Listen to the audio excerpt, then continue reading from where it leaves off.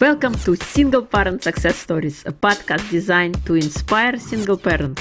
Here you'll find resources from self-care to finances to parenting and everything in between. Discover what it takes to thrive.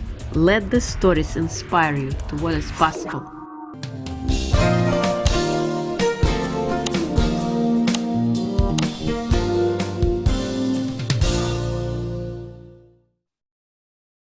Hello and welcome to Single Parent Success Stories. Today's guest is Andy Heller, and we are welcoming him here for the third time because he has such an amazing wisdom and personality that I wanted to have him over again. So welcome, Andy. It is a pleasure to have you here with us. Irina, with an introduction like that, now I've got all this pressure. I'm gonna have to give a lot of wisdom, but I know we're gonna have a great podcast today. I love this topic. Yes. And before we joined, we decided to dedicate this topic today to how do you go through holidays when you are a single parent and dealing with two households. So I'm gonna share the floor with you, Andy, as an expert. Please go ahead. Okay, well, the first thing I'll say, so I wrote a book, everybody, on divorce, and I am a divorcee. I'm not an attorney. I'm not a therapist. The theme of my book was of the master organizer, interviewing countless experts in the field and organizing their guidance for the consumption for everybody. All right. The structure of the book is 46 tips and strategies, of which most divorcees will experience many of them, but not all. Holidays is the one thing or issue that will affect every single divorcee. All right. Because whether you are a religious Christian, a Muslim, Jewish, Hindu, atheist, or just you follow the secular calendar, the holiday season affects family. And now you're in two households, and that presents complications. So this is one of the chapters I wrote about that I knew in writing this was going to affect every single reader. Therefore, had to make sure I got great guidance from the therapy community about how to handle this. And that's what we're going to try to do today, is share some of these tips so all of you can benefit during the holiday season and make it special for you and for the children, which is the goal. Yes. So let's start off with the basic problem, okay? The basic problem is there's only one Thanksgiving, you're in two households. There's only one Christmas, you're in two households, okay? Yeah. Now, in a perfect world for Christmas, all right, maybe you find yourself, if you're Christian, a Jewish spouse, you guys will get divorced, so you got Hanukkah, and then you got Christmas. However, I got a feeling we're talking after the fact, not before the fact. So that may not be something you can change right now, all right? So, but let's say you are a mixed religion household. It actually makes the December holiday season a bit easier because a holiday like Hanukkah is a lunar holiday. It changes, and it's an 8-day holiday. Christmas is the same day every year. So in a divorce structure, if you're in that situation, make sure in the MSA you write it where the Christian spouse, former spouse, gets the holiday that's important to them, and the Jewish spouse gets a holiday that's important to them. And because Hanukkah is an 8-day holiday and it's a lunar holiday, so it can be early December, it can be late December, it can be middle December. If it happens to be a year that it overlaps Christmas, no big deal. Then because the Christian spouse, they get that Christmas Eve and Christmas Day, and the Jewish former spouse gets the one of the 8 days that doesn't conflict with Christmas. So that kind of makes it easy. Okay, but this is the easy one, Irina. All right. So let's start with Thanksgiving, then we'll come to Christmas. Thanksgiving typically, everybody, is Thanksgiving is on the, I think it's typically the second last Thursday of November. Okay, it's a very, very popular secular holiday in the United States, and it's a family-oriented holiday. It's about bringing the family together and enjoying a great turkey dinner. All right. What the therapy community says that you don't want to do is really have competing holidays. All right. It's kind of like the same advice is for birthday parties. You don't have a one celebration in one house, one celebration in another house and compete. That's not considered to be good for the kids. Okay. What they recommend for birthdays is you typically have you alternate, and the host and parent invites the other parent to attend, and you're going to have to just suck it up if you guys are not on great terms. Okay. What about inviting the significant other of each other? Well, I'll get there in a second. Okay. For Thanksgiving, in general, the recommendation is you simply alternate. Okay. And in general, because you're bringing together family that goes outside the immediate family, it's not really recommended that you invite the former parent. Okay. And the former parent, if he or she wants to have a dinner around Thanksgiving for his or her family, that's kind of okay. All right. Not necessarily competing, because it's not like two birthday parties. You only have one Thanksgiving. Okay. So the best advice for Thanksgiving is to alternate. Okay. Now, there are some divorced families where there's exceptionally good terms after a number of years, and the animosity or anger or these emotions that existed have kind of evaporated, and you do invite the former spouse, but it's not really considered to be necessary. Enjoy the time, and if you're not the parent that's hosting, just look forward to the next year. Okay. Now, Christmas is a holiday where it's a really big day, particularly if you have younger children. All right. Now, the first thing I would say, if you've not signed your divorce agreement, is to kind of take an inventory of what are the family traditions of the respective divorcees. So, for example, it's very common in some families where the eve is a big deal. It's very common in other families where the day is a bigger deal.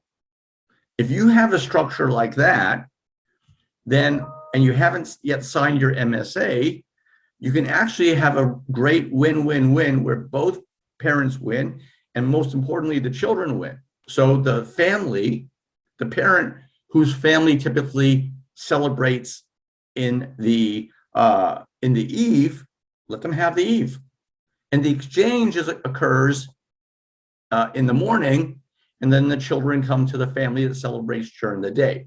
My wife, her family, as an example, their big get-together is Christmas Eve. Okay? So that's in a perfect world. But again, we're not always in a perfect world, guys. All right? So in general, if you have a situation where you've either got your MSA already signed, or there's a conflict as to which times both of the parents want to and typically celebrate, it's recommended that you split and alternate. Okay. And this is where you just simply need to be creative. Okay. If you are the parent who doesn't have Christmas that year, you just tell your kids, look, guys, we're going to celebrate, it's mom or it's dad's turn to host. We're going to celebrate on this day, and we're going to make it really special. And you do that, guys. I'll share a personal story from my own family that's kind of similar, in that my sister and I, when we left the house, we left college, you had Mother's Day and Father's Day are 6 weeks apart. My sister, her business was running a summer camp. So she was slammed from May onwards. So what we typically did is we would pick a weekend in between Mother's Day and Father's Day. We both travel to Florida. and celebrate. We called it Parents Weekend. Incredibly corny, but my parents ate it up. Okay. And my advice to all of you is if you are the parent who's not hosting the big holiday, you do the same thing. Find something corny, make it yours, make it special, and don't worry about the fact that you don't have that one day. It's not a big deal. It's not a big deal. One other suggestion is, again, if you have not yet signed your MSA, or if you signed it and things are kind of not working out overly fair, and you have the ability with your former partner to come back and make some changes, is to split up the Christmas holiday and New Year's. So, for example, the parent that gets Christmas in 2023, the other on New Year's Eve and New Year's of that same year, the other parent gets that holiday. So the exchange occurs between Christmas and between New Year's. And then the next year is the other way around. So I like that because the parent always has a significant holiday to look forward to. Okay, this year is going to be New Year's. I'm going to own New Year's. Next year, I'm going to own the Christmas holiday. Now, one last piece of advice, then I'll see what questions you have. We can, because I've been talking a lot here, Irina, is one of the most powerful comments that I heard in putting this book together was advice given by a co-parent counselor who counseled families on putting together good parenting plans that would go into the MSA, okay, and become the foundation for the parents to raise their children in two households. She said, and I can quote, "You want to look at an MSA not as a rigid document, but as a framework. You're going to find, as the years go by, two things. Number one, you're going to find that the MSA did not consider things that become important over the years. That's normal. You're also going to find that life intervenes and the dynamics of change, children getting older, new partners coming in, geographic components, financial components, all necessitate adjusting the MSA that was written years earlier." What she was basically saying by that, everybody, is don't go to your former spouse and say, well, the MSA that we wrote and signed 7 years ago said this, so this has to happen. You got to be kind of flexible. And the more flexible you can be and fair with your former partner, the more everybody wins, especially the children. Okay? Keep in mind, again, the MSA is a framework to begin the process of separating from one household into two. The MSA will not be able to consider yesterday all the things that are going to happen today and tomorrow and in the future. And you got to understanding that and recognizing it will make it easier when life intervenes and makes some changes that affect both households and the children. So those are some of the really powerful tips that I want to share, Irina. And I'll kind of pause now. I'll see what your thoughts are and any questions. Yeah, well, I love your strategies and suggestions, not being a pigeon-headed on one particular holiday, but kind of working out a schedule that works for both parents. And to your point, if you have multicultural people living in the same household, how do you divide the holidays? So you bring a very good point. So one question I asked, what about, bringing the significant others to birthdays? And have you dealt with that in your experience? And what would you recommend to other single parents? Yeah, now this is one area where the advice from the co-parent counselor that I interviewed most for this divorce was very, very specific. Birthdays, the focus needs to be around the children, and there needs to be just one party. Okay, just one celebration. So, and the host and parent alternates every year, assuming there is joint custody. And the host and parent invites the non-host and parent to come with him and her family and significant others. And if it's difficult, suck it up and make it special for the children for 3 or 4 hours. That's it. It's really simple. And she did go further and deeper into this. So let's do this in my answer. Why one party? Why do I have to have my former spouse, who I really prefer not to be around, come for the celebration? Because you don't want to enter a competition where dad's going to do a better party than mom's going to go all out, and then dad couldn't do that. That's not going to land really well. Okay. And again, it's about your children. So they should have one party. And this is one of those times in a year when the parents should come together. Okay. Now, this does get complicated for 2 reasons primarily. One, if there are new partners involved. Okay. And number 2, if there really is unhealthy energy between the parents.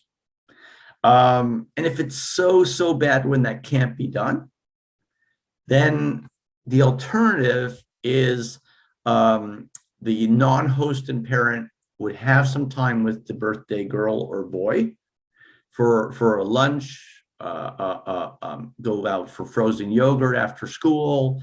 If it's on a weekend, something outside the party, maybe the dinner. So they can have that FaceTime with the birthday girl or birthday boy, but they don't come to the party because the parents simply can't be in the room.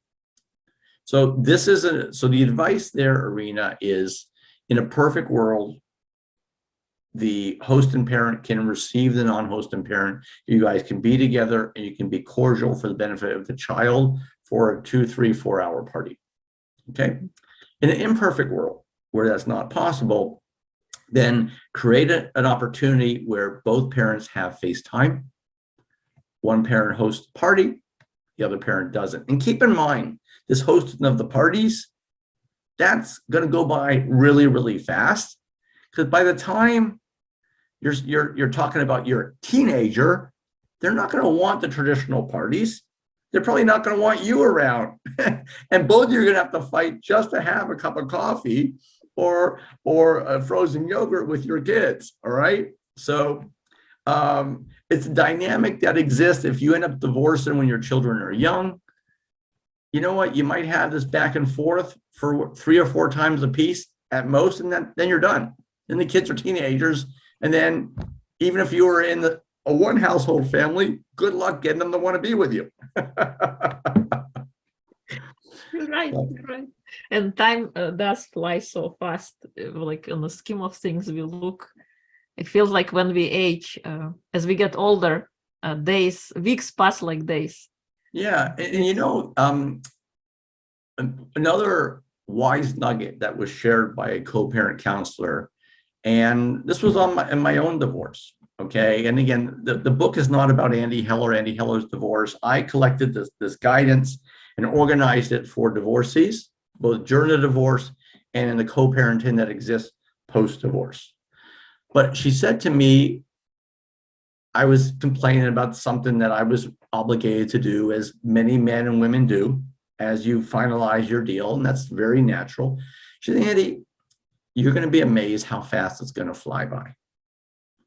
And what she was saying to me was just suck it up, shut up, and keep the focus on your kids, because all these complaints will be irrelevant very, very quickly. And probably one of the wisest things I heard. It does go by quickly. And the good news is, everybody, again, holidays are really, really difficult. So I don't want to make it seem like all roses and everything. It's a really, really difficult situation because it's not designed for 2 households. It's not. But now that one household is in 2 households. So maybe just recognizing that this is a difficult dynamic, all right? And the objective is to make it special for your children. It's not what you want. It's not what you think you are due or deserve.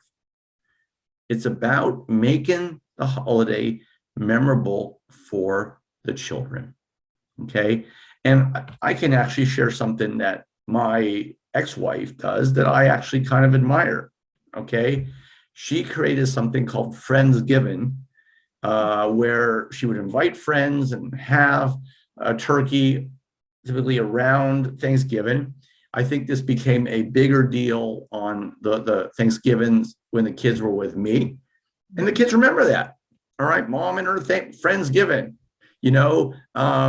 and she made it different enough that it wasn't a competing holiday, but she had that special moment with the kids, a memorable moment, when the kids were with me for the Thanksgiving holiday. And to me, that's a great example of a win-win, what I talk about in my book, Taking the High Road. And she was very, very successful at not creating a competing holiday. It's just something that was hers and she owned it. And I actually did some things in my own environment that were very daddy-centric, and memories that the kids would have, that things that happened in my household. So again, the holidays are not designed for two households. It is not going to be easy, but there's almost always, I hope that one thing you're taking away from this podcast with Irina and I is that there's compromise opportunities available there. Don't be rigid, be flexible, and in some cases it might require just sucking it up.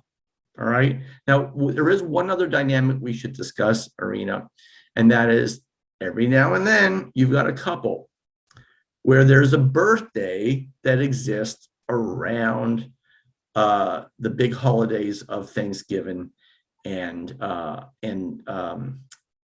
Christmas. Okay, it could be your birthday, a parent's birthday.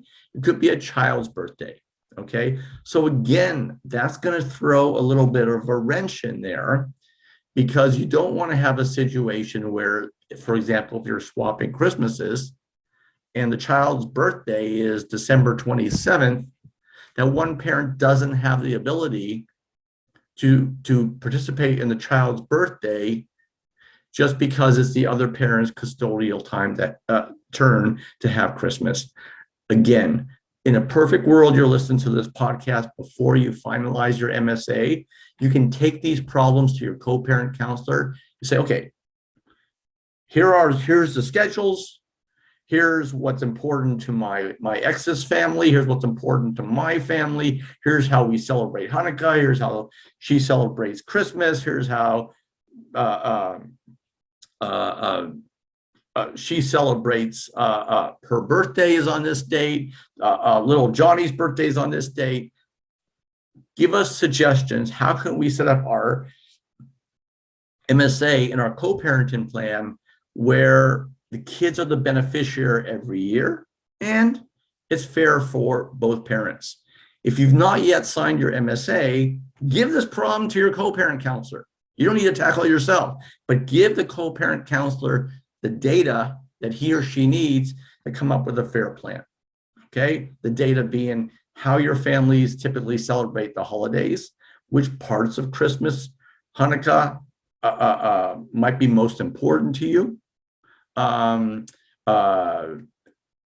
if they're relevant and significant birthdays around there, and also any other family commitments that might exist around the holidays. So, for example, if your family has a tradition of doing certain thing on Thanksgiving and traveling to some place, okay, that needs to be given to the co-parent counselor so that can be worked into the MSA. And there's nothing wrong if you finalize your MSA, you're listening to this podcast, the holidays are always stressful, always a problem, and always arguing. If you can get your ex to say, how about if we try to amend our MSA put a structure in place that can make it easier for the next 5 or 10 years. So it's fair. And then give the co-parent counselor a couple hours to work on a structure that can work for you and your ex, and keeping the children's needs paramount. Thank you. You're right. You're right. It's all about the children's benefit. It's not about parents arguing and picking dates and stuff. Yeah. And I will say, everybody, in most households that split, the most difficult time is the first year or two after the split. In most cases, you and your ex will reach a point where you can talk, hear one another on some level, and reach important strategic compromises. So the stories where the animosity and the inability to reach agreements continue unchanged 5 and 6 years after separation, the good news is that is the exception. Okay. And there are, what I would say to all of you is, if you are in a situation where there is a lot of conflict with your ex, podcasts like Irina, books like mine, these are great resources to help you get a management of your life where you can move the path towards improving, move towards a place where it becomes easier, and the situation with your ex does improve. And sometimes there are steps that you can take, even if you have an uncooperative ex, to create an easier environment to make decisions. You're right. For me, the difficult thing was just figuring out what I wanted. Because at the time of divorce, the lawyers and everybody comes at you. What do you want? What do you want? What do you want? I don't know what I want. I'm in a fog of divorce. Yeah. But sounds like you knew what you wanted coming in. Well, yes and no. Okay, so first of all, your situation, first thing I would say is don't beat yourself up, because it's normal. The fog of divorce makes it very cloudy to stay focused. Yes. One of the very, very first advice in my book is to force yourself to sit down if you haven't begun your divorce negotiations yet, and to write down only 2 or 3 things that are paramount and important to you. You have to manage your attorney, not the other way around. So if you are able to go to your attorney, hand him a piece of paper and say, look, these are the 2 or 3 things that are really important to me, compromise everywhere else. Number one, that's going to save you money. Okay. Sometimes when people look at the title of my book, which says Take the High Road, Divorce with Compassion for Yourself and Your Family. Oh, I don't want to read that guy's book. He's just saying give away the farm. It's the opposite.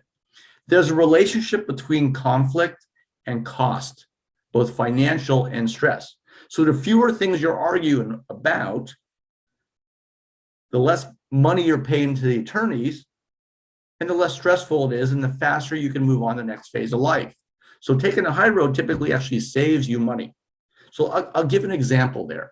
All right. So there was a divorcee I interviewed, and in the process of their marriage ending, they had just moved across the country, and he did not want to make that move, and he just uprooted his entire life. Okay. So he and his wife are about to split. Neither of them at that time had new partners, so there was no third party involved. So one of the 2 things that were really important to him, one was custody. He wanted to be, he just moved across the country in order to make sure that he was going to be involved in his kids' lives. So he wanted to get a reasonable amount of custody. Number 2, he wanted to never be in a situation again where he had to move across the country in order to be a part of the kids' lives. And he recognized the reality of the fact that there's a chance that that his former spouse will meet a partner in another city. So now you can't write into an MSA that he or she can't move. But what you were able to do is the support was tied to geography. So if one of the partners moved outside a 15-mile distance of where they lived, then the support levels could be redone. Okay, so that gave some level of geographic stability. And that father was able to say, I can check out now and worry about building my life in this new city. So the point I'm making here is that it's a really healthy exercise if you haven't got divorced. As Irina said, I'm going to steal your words. The fog of divorces exist in. You got to get through that fog and look at yourself, take an inventory of your life, say, what are the most important 2 or 3 things? It can't be more than 2 or 3 that I want my life to look like, or I want to have post-divorce. And if you give that to your attorney and say, this is what I want you to accomplish, and everywhere else is not on that list, compromise. It's going to make you seem more reasonable. It's going to save you money because your attorney's only fighting for 2 or 3 things, not 17. And by getting the deal done faster and reduce the number of things you're fighting about, in many cases, you'll be saving yourself tens of thousands of dollars in attorney payments, not to mention the stress that comes with arguing about a bunch of things. So that's where it's really, really important during the fog of divorce to figure out what is really, really important to you and focus on that. Thank you. Thank you. Yes.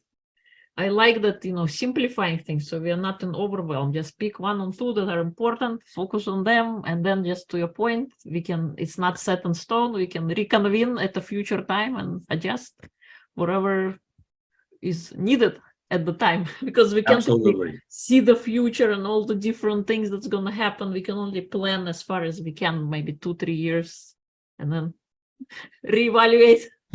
Is our ship going in the right direction? For sure, Irina, for sure. So recently you came out with a second version of the book. So what are some of the updates, or what's some of the interesting things that you would like to share about it? Sure. Well, actually, one of them I touched on earlier, and I'll speak to that. The second edition of the book just got published, and there's really only 2 main differences. Okay, one is that we utilize the advice and counsel throughout the book of the therapy community that supports children and also supports divorcees. But I kind of do a post-mortem where I actually had a 40-year therapist give a chapter that kind of talks about the type of counsel given in the book, but from the lens of a therapist, not a businessman like me. So it's a really, really insightful chapter. But the biggest change is a chapter that I wrote at the beginning of the book. So we talked about this today, that, what's the number 1 complaint that divorcees have? And in all these interviews I did with couples that have gotten divorced, it would sound something like this, Irina: no matter what I do, he will say no. No matter how nice I am, she's uncooperative. It's always a lack of control over what your former spouse is doing, and a frustration around that. So I know you've read the book.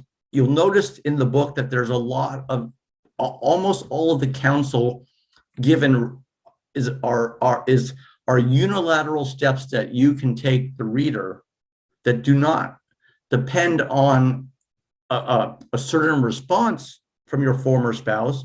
But yet, if you could take these steps, they are designed to hopefully result in an improvement and change in behavior, which makes it easier to manage your life.